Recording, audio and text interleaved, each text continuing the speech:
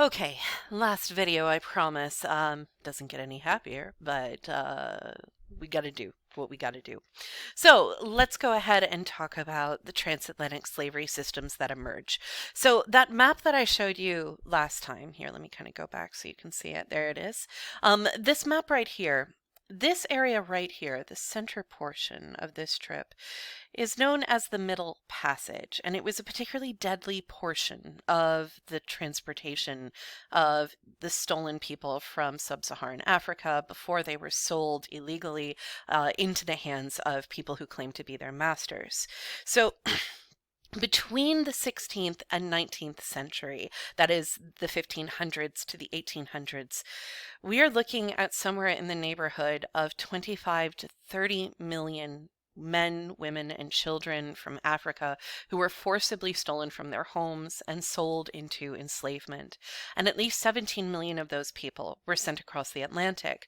The remainder of those populations went directly into Europe. They went directly into the Islamic world.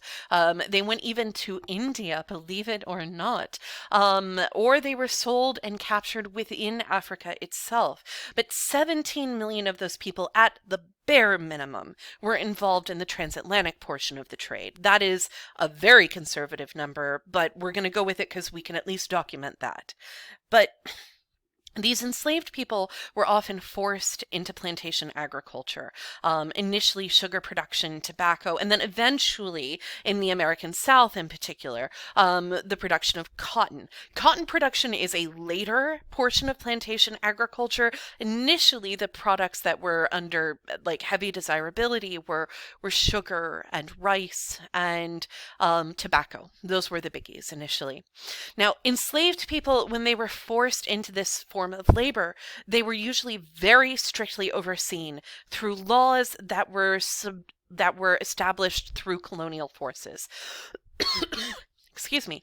In the French Caribbean, these laws were called the Code Noir, the Black Code. But almost every colonizing force, like Spain and Portugal, had similar versions of these. The Code Noir was a set of laws that dictated what enslaved people could and could not do. And I'm going to show you an example of the Code Noir in just a moment. Now, this right here is a depiction of a sugar plantation. This is what I was talking about when I was describing the process for you. You can see here that you've got people who are responsible for the boiling of the sugar. You can see people pulling the leaves off of the cane here. And over here, this is where they're crushing the cane so that you get the syrup that you would eventually use. Now, like I said earlier, these are the areas of the greatest populations that were stolen and sold into the Americas. This is probably an image you have seen before. This is a diagram of a slave ship. It was a diagram that was created by Western European shipping companies to show how to best get as much product across the ocean as possible. And of course, here that product is a human being. People in slave ships were forced to lay almost naked, usually. They were stripped down to the bare minimum of clothing. They were chained together so that they couldn't escape or move. And then they had to lay flat on their backs or sides or stomach right next to the next person. They had about 4 square feet total in which to be able to lay. That means that really you couldn't lay all the way flat on your back. You needed to be kind of curled in on one shoulder or another.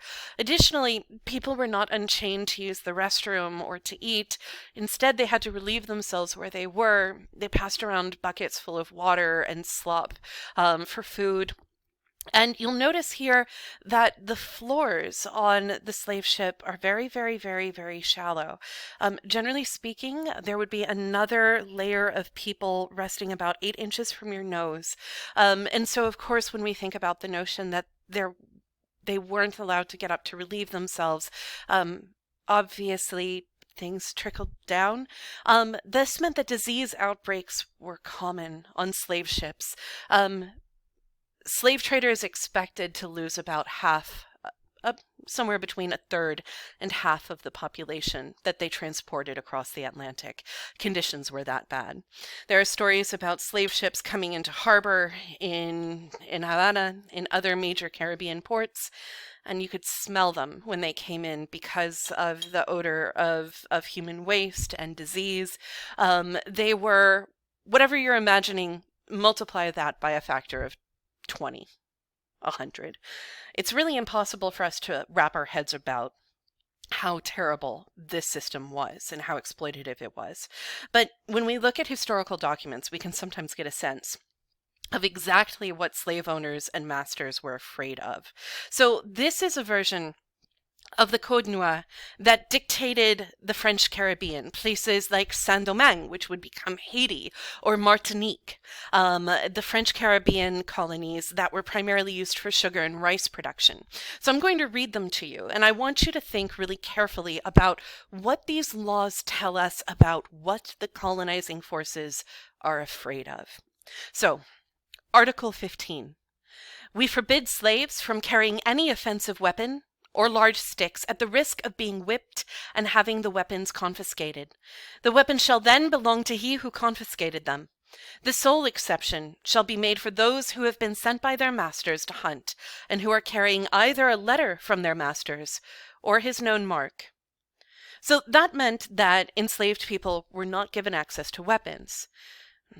Why wouldn't they have been given access to weapons? Well, it turns out that when you forcibly enslave people and treat them terribly, they will try to resist. And so, therefore, people were deliberately denied access to the means by which they could resist. Article 16.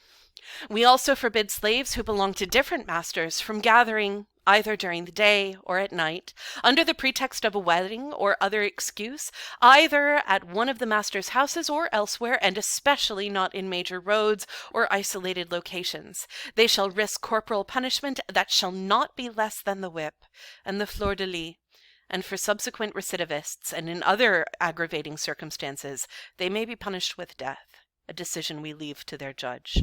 We enjoin all our subjects, even if they are not officers, to rush to the offenders, arrest them, and to take them to prison, and that there be no decree against them.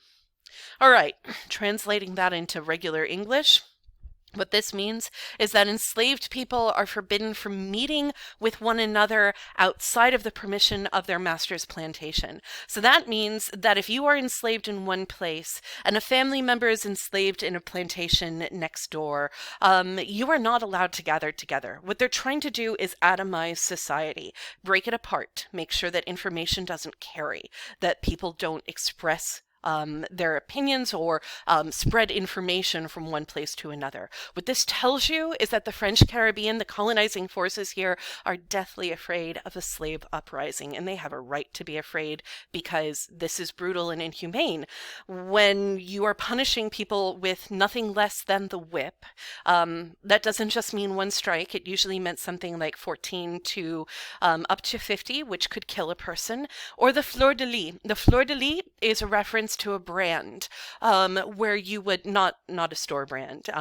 This is a brand in where you would take a piece of metal in the shape of a fleur de lis, which was the royal symbol, and then press it into the flesh of a human being so that they could not escape. People knew that they were enslaved.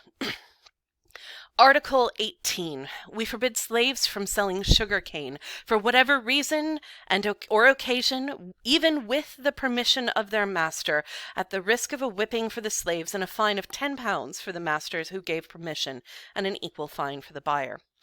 What this means is that they don't want enslaved people to have money, because there was a little loophole in Caribbean slavery, particularly under the French and Spanish systems. The church said, yeah, you can own slaves, but you can't make them work on a Sunday. If you make them work on a Sunday, you have to pay them money. This was the system, this was the norm for Spanish and for French colonial slavery. This was not the norm, by the way, for English colonial slavery. No, they just made you work all the time. But in the Spanish and French system, if you worked on a Sunday, they had to pay you for your labor. And this meant that if you worked every Sunday, and you were enslaved, and you had a trade that was valuable, you were a carpenter, you were a blacksmith, and you were an enslaved person, you could make okay money. And that meant that over time, you might be able to buy your freedom or the freedom of someone else. This is a process called manumission. It was hard, it was incredibly expensive, and it was rare. And generally speaking, people who purchased freedom often purchased it for their family members first before they purchased it for themselves. So what this is doing is it's trying to prevent slaves from earning enough money to be able to procure manumission, to be able to free themselves. So what you see here is a system that is concerned about slave revolts, that is concerned about losing its labor force, but it is not concerned about inhumanity. But it also shows that there's an awareness that this is an untenable system, that this is a brutal system, and that people are going to try to end it.